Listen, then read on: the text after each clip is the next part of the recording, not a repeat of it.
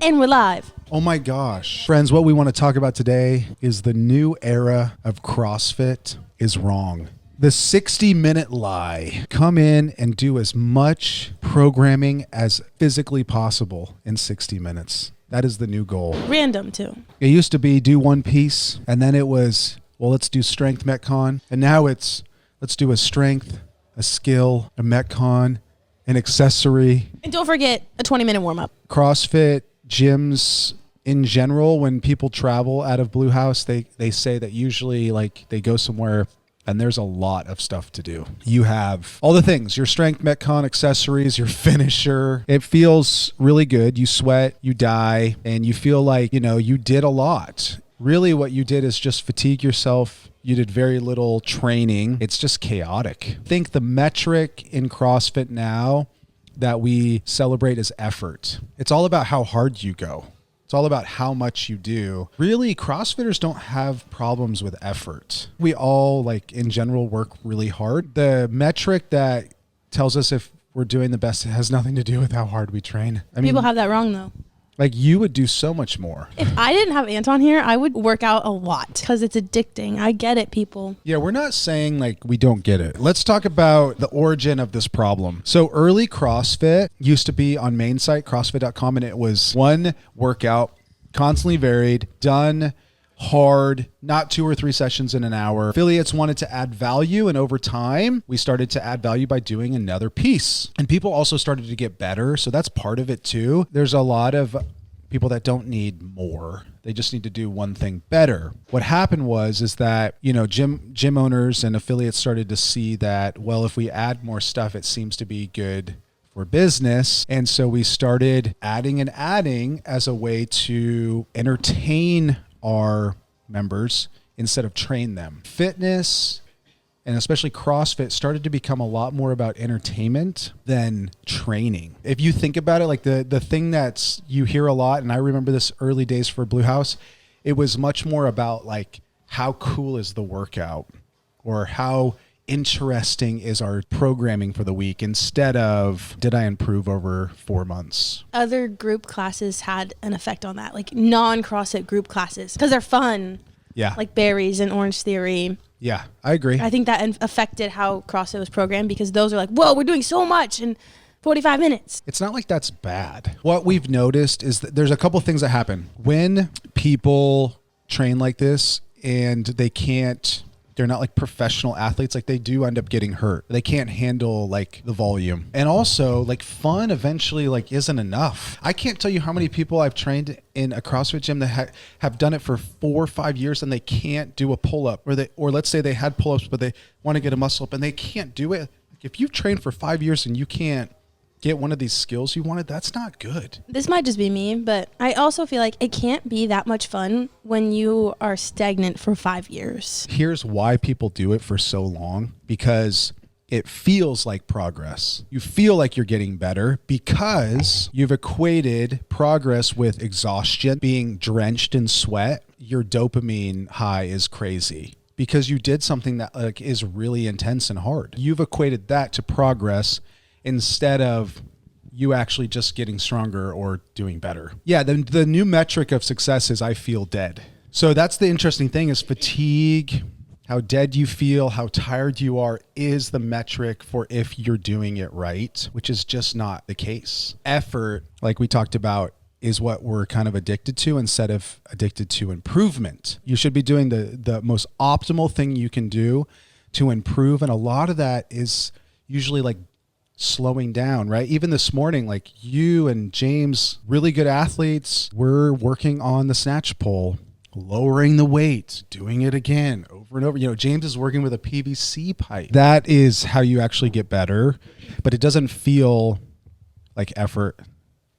It doesn't feel, you're not sweating. It's just so funny because it goes back to when we compare CrossFit to other sports. All the other sports do that too. They like break it down. They go over the technique of how you kick the soccer ball. Well, CrossFit really elevated the intensity piece and it just got taken out of control. I don't ever think that was actually the original intention. Well, you can go back through and see like the old, really old workouts of the day, and they're not the same as they are now. No. Greg Glassman's early 2001, 2002, to me, is the most interesting programming. Like, go look it up. Like he had crazy, even though it was random, there was always progression built in. It was always like do a movement with no conditioning before he would ever add couplets and interference. It's all the stuff that we talk about now. There, he was much better at. He has an old article of like how to row a sub 7 2K or how to do 150 wall balls unbroken. What do you think the whole thing is? It's all about progression and progressive overload. I don't know how we lost the like progressive overload. Why is that not in CrossFit? It's not fancy, like you were saying. The physiological reality of training like this,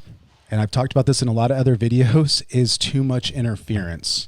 It sends major mixed signals to your body. Are we lifting? Are we doing conditioning? What are we doing? When you train like this, and it's crammed, you give your body no time for adaptation. It has no idea what to get better at. It's very confusing. I don't think we quite understand the interference effect. It's a big thing. And so this is why people plateau, because training just becomes about maintenance instead of about improvement. CrossFit's very good at least this style of CrossFit is very good at maintaining your capacity. You just stop getting better. And the thing is, if every day hits every system, then you never give any system any chance to improve. That's how you burn out. So the physiological demand of training like this is crazy. You can't do it. And so real training is always going to alternate between intensity, focus, strength, conditioning, and that's how you're going to improve. You can't do it all every day. And ideally, you should pick seasons where you work on one of those things. The fix of how to do this better is you have to focus. That's what we've been trying to do in our programming. We still offer class programming where we're trying to have a focus. One training stimulus per day. We want to separate our strength sessions with our conditioning sessions. We want to have some type of cycle. Head coach, do you want to share anything around this? How are you doing this? Well, we just entered our preseason cycle, which is the whole month of November. We're doing more conditioning. We're working on skills and EMOMs so we can get better at them before the season. And we're adapting to all the volume so that we don't go from 0 to 100. We can't master or get better at anything if we're multitasking. Like focus. Like that is the key. If you want to lift and get strong, lift. If you want to get fit, do conditioning. If you want to do both, just don't do it in the same hour. I think you just have to be real with yourself and be like, what do I actually want to be better at? What do I like? Like, what do I want to be good at? Yeah. Because they're not always the same thing. Yeah. And remember, if you get better, you will like it.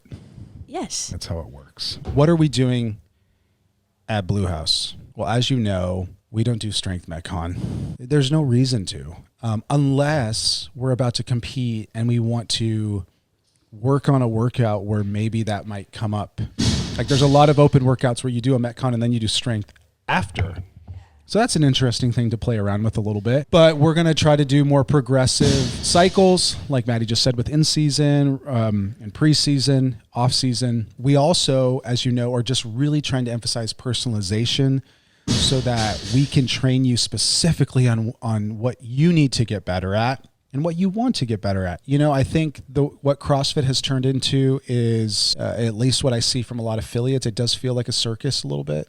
Feels chaotic. It feels like they're teaching people that more is better, and it's not always the case. Something that you have said to me before, and on the podcast probably, is if you ask your coach why you are doing something and they don't know why, that's bad. So if you're in a group class that's doing 4 different things and you go up to the coach and say, hey, why are we doing all of this? And they're like, I don't know. Not good. You're in the wrong gym. And that's going to happen. I know. Because what most likely it's like we thought like this just looked really fun. And I used to do that. I'm not saying like this is uncommon. I was very much in this. This is all we knew. And then you just start asking questions of like, why am I plateauing? A lot of this came from me plateauing personally. I was the best athlete in the gym for a long time. And it was like, why am I not getting any better? I'm not getting stronger. My snatch is plateaued. What are you saying? I'm still the best athlete in the gym? Oh, okay. I'm just thinking that Anton made all these mistakes so that I can be perfect. A lot of this comes from personal experience and going, okay, there has to be a better way, or why I progressed for so long. Why am I not? And then also we started to ask the questions of like, why all of a sudden is my HRV really low? Why is my resting heart rate really high? Why do I have high stress half my night of sleep. I got that thing that's like you get from chicken pox. The adult chicken pox. It's like the rash. Why can't I think of what it's called either? I remember the doc was like, well, you're really healthy. Do you have a lot of stress in your life? And I'm like, well, I'm not that stressed. But I was like, I train a lot. And he's like, you have physical stress and your body's like not good. And I was overtraining and I was experimenting and that was not good because it was just like too much intensity. That's what it was. It was too much intensity and it was unsustainable. And my body told me. And I think this happens to a lot of people. If you're overworking yourself, your body's going to tell you in one way or another. With preseason, you're going to feel it just like, we're going to start doing some things we haven't done in a while. It's going to feel hard, because we haven't done it and you're going to adapt quickly. We'll touch the intensity and you're going to be quite surprised on how well you can perform and how well you hold on to stuff. My conditioning is the best it's been since I can remember, and we haven't done any. Crazy. So you just don't need much. But that's because you're letting like systems rest. I'll finish with this. James Hobart, if you know who that is, he works for CrossFit. I heard a story of him saying the year he won the Masters 35 to 39, he took like 6 months off that year. He said it was the least he ever trained. And he won the CrossFit Games. I can like vividly remember hearing in a podcast, he's like, yeah, this one year I won, I like didn't train like after, because I was so burned out from the year before. I took a bunch of time off and then I won the next year. It's just like hard for us to wrap our head around the fact that he probably won because he was the most recovered, not the most like trained. Yeah. That's a good word for you. What? Yeah, what? Stop doing so much. Start having a focus and you'll get better. And have fun. Peace out.